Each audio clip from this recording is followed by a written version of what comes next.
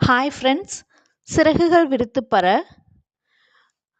இன்னைக்கு நாம் ஒரு பள்ளி மாணவனுடைய அனுபவத்தை பற்றி பேச போகிறோம். ஒரு பள்ளியில் படிக்கிற ஒரு திறமையான ஒரு புத்திசாலியான ஒரு மாணவன். அந்த மாணவன் அந்த பள்ளியில் நடக்கிற எல்லா போட்டிகள் மற்றும் பாடங்களிலையும் முதல் மதிப்பெண் எடுக்கிறான். எல்லா போட்டிகளிலுமே விளையாட்டு மற்றும் அங்கே நடக்கிற எல்லா கலை நிகழ்ச்சிகள் எல்லாத்துலேயுமே வெற்றி பெறான்.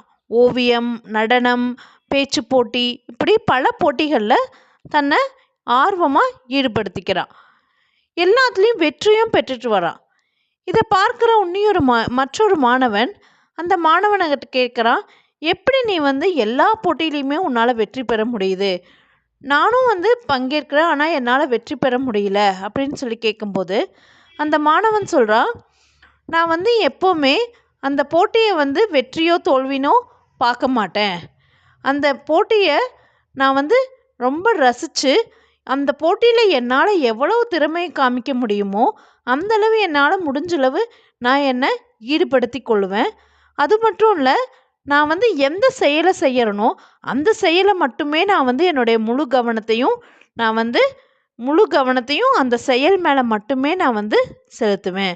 அதாவது நிகழ்காலத்தை மட்டுமே நான் எப்போவுமே யோசிப்பேன். எந்த செயலை அந்த நிமிஷம் எந்த செயல் செஞ்சிட்ருக்கனோ அந்த செயலில் மட்டுமே என்னுடைய கவனத்தை செலுத்துவேன்.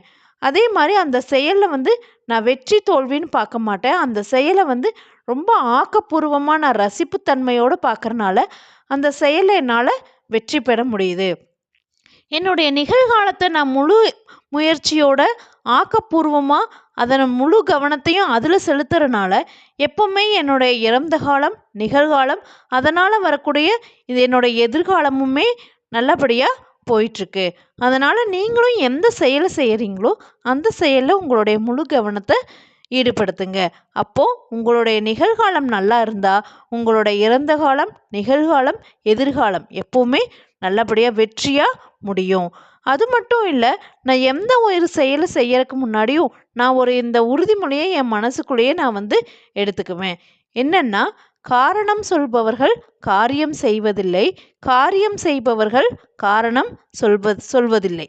ஒருத்தர் எந்த ஒரு செயலை செய்யணும்னு ஆசைப்பட்டு அதை முழு முயற்சியோடு ஆசைப்பட்டு செய்கிறானோ அவன் எப்பவுமே அந்த செயலை செய்ய முடிக்கிறதுக்கான எந்த ஒரு காரணத்தையும் சொல்ல மாட்டான்.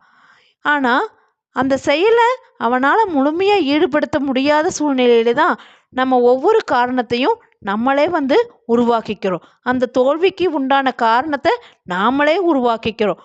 அதனால் காரணம் சொல்பவர்கள் எப்பொழுதும் காரியம் செய்வதில்லை, காரியம் செய்பவர்கள் எப்பொழுதும் காரணம் சொல்வதில்லை.